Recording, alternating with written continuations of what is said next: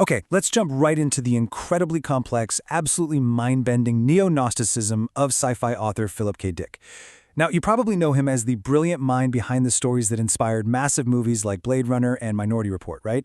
But he was actually so much more than just a science fiction writer. He was this self-taught philosopher, a theologian, really a modern mystic who constructed an entire cosmic framework just to explain the true nature of our reality. And it's all based on these profound, completely wild personal experiences he had. Scholars actually call this Phil Dickian Gnosticism now. So today, in this explainer, we are going to unpack this totally fascinating worldview and explore the absolute depths of his cosmic mystery. I mean, consider this wild premise for a second. What if time literally stopped in the year 70 AD, and everything since then is just a grand illusion? I know, it sounds exactly like the plot of a sci-fi thriller, but this was a literal, deeply held belief at the very core of Dick's philosophy.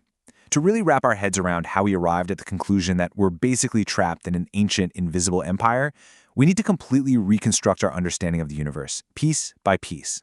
So, to solve this cosmic detective story, we'll structure our explainer into 5 quick parts. First, cosmology according to Philip K. Dick. Second, the birth of the mistake and the demiurge. Third, the black iron prison. Fourth, the illusion of time and history. And finally, Valis and the pink beam. Basically, we're going to descend from the absolute divine realms all the way down to physical reality and end up with a very specific, life-altering pink laser beam in 1974 California. Let's get right to it.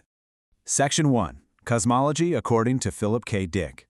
To grasp the sheer scale of all this, we've got to map out the divine order first. Forget everything you know about traditional creation stories. The divine order here flows perfectly from the absolute top. Right up at the peak, you have the true good God, also known as the alien god or the Urgrund, which essentially means the bottomless ground of being. This entity is purely good, literally zero evil. But, it wanted to know itself. So, metaphorically speaking, it looked into the mirror of reality, and that reflection created the next level down, the mind, or nous. Moving further down this ladder, we hit the palm tree garden. This is basically the Gnostic equivalent of heaven. Down here, the divine actually splits into principles, like Sophia, the divine female principle of wisdom, and the Logos, the divine word. And at this stage, everything is harmonious, it's perfect, it's purely good. Which brings us to Section 2, Birth of the Mistake, and the Demiurge. Because, well, that perfection in the palm tree garden, it definitely didn't last.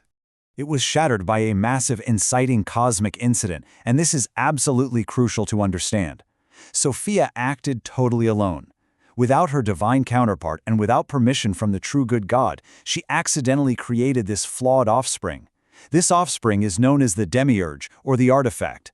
Now, unlike the true good God, who is purely good and infinite, the demiurge is an irrational, insane, and completely confused architect. But here's the catch. Because it still contains a tiny spark of divine light, it has the power to create. And because it's deeply flawed, it created our physical universe, all of its suffering included. The real tragedy here? The demiurge has no idea the higher true God even exists. It wanders around falsely believing that it is the absolute, supreme creator of the whole show. Moving right along to Section 3, the Black Iron Prison. This confused creator obviously needed a way to control his newly built physical universe. Because the demiurge is just a confused imitator, the world it built is fundamentally restrictive. Enter the Black Iron Prison, or the BIP. Now, this isn't a physical jail with metal bars you can just walk up to and touch. It's an omnipresent system of totalitarian social control designed to suffocate spiritual life and literally turn humans into unthinking machines. Dick believed that this prison manifests throughout history as all these authoritarian regimes. The Soviet Union, the Third Reich, or the ancient empires. It's basically a trans-temporal constant, totally designed by the demiurge to enslave humanity and completely block out any living, divine information from reaching us. In fact, Philip K. Dick famously stated that the Roman Empire never actually fell, it simply changed its outward appearance. In this neo-Gnostic view, the Roman Empire is literally the eternal, invisible architecture of the Black Iron Prison. He believed that if you stripped away the illusion of 20th century California, or honestly wherever you happen to be sitting right now, you would see the cold iron walls of ancient Rome right there surrounding you. We are all inside, and almost nobody realizes it. All right, Section 4, the illusion of time and history. Let's see how all this builds into the most fascinating and frankly staggering claim of his entire philosophy. Think about this broken timeline for a second. So the true good God tried to intervene by sending the Logos into the world around 33 AD, right? Trying to bring true knowledge. But the Demiurge's empire struck back. Dick believed that real, linear time quite literally paused after the Romans destroyed the Second Jewish Temple in 70 AD. True knowledge was lost, and humanity was plunged into this extreme dark age, permanently trapped in a frozen moment of the Black Iron Prison. The calendar was flipping, but time wasn't actually moving forward. He claimed time only restarted in 1945. Why? Because a peasant in Egypt accidentally unearthed the jar containing ancient Gnostic texts, the Nag Hammadi Library. That physical discovery allowed divine truth to re-enter our world, kicking time back into gear and fast-tracking us right to 1974 when Dick himself would get contacted. So when time finally restarted, the true God didn't just send down a rulebook, it released something called the plasmate. You can think of the plasmate as living divine information. To put it in modern terms, it's kind of like what evolutionary biologist Richard Dawkins would call a cultural meme, an infectious unit of information. But Dick viewed the plasmate as literally biologically alive. It acts like a virus of pure truth that actively seeks out a human host. And when it successfully bonds with someone, the two actually merge into a totally new, awakened being that he called a homoplasmate. Once this living information takes root, it triggers this profound psychological and spiritual event called ananesis. This is the sudden, jarring removal of the veil of ignorance. It's a true cosmic remembering. When you undergo ananesis, the illusion of the Black Iron Prison is completely stripped away. You suddenly recover the lost memory of your inner divine self, and you receive true cosmic knowledge, or gnosis, direct from the absolute source. Which leads us straight into our final part, Section 5, Valis and the Pink Beam. Because this wasn't just some abstract theory for Philip K. Dick.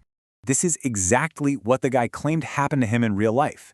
In an event he referred to simply as 2374, which just stands for February and March of 1974, Dick opened his front door to receive a delivery, and out of nowhere, he was struck by a beam of pink light. But this wasn't ordinary light. He said it was a pink laser beam of pure, living data. He believed it came from a massive cosmic satellite or network that he named VALIS, a vast, active, living intelligence system. That single beam downloaded thousands of years of information directly into his brain in an instant, triggering his own amnesia and turning him into what he figured was the first modern homoplasmate. But here's the thing. Dick was incredibly skeptical of his own mind. He didn't just accept this blindly. He literally spent the rest of his life writing an 8,000-page journal called the Exegesis, just trying to figure out what had actually targeted him. He developed three main hypotheses to sort it out. Was it Valis A, a pure benevolent transmission from the true good God? Or maybe it was Valis B, a weird projection from that confused, irrational demiurge, creating a messy mix of good and evil? Or, and this was the terrifying one, was it Valis C, an entity of absolute malicious evil just tricking him? He wrestled with these identities endlessly, which really proves his deep commitment to finding the objective truth behind this completely wild subjective vision. So, I'm going to leave you with this provocative thought from our explainer today. We've just mapped out this entire cosmology where a flawed creator built a prison of illusion, and a true God is desperately trying to break us out using living, viral information. Based on Philip K. Dick's extraordinary vision, you kind of have to ask yourself, are we all still trapped as blind cogs in the Empire's timeless machine, perfectly oblivious to the cold iron walls around us? Or is the cosmic plasma fate waiting out there right now to strike you with the truth and wake you up? Thanks so much for joining me on this incredible journey. Keep questioning your reality.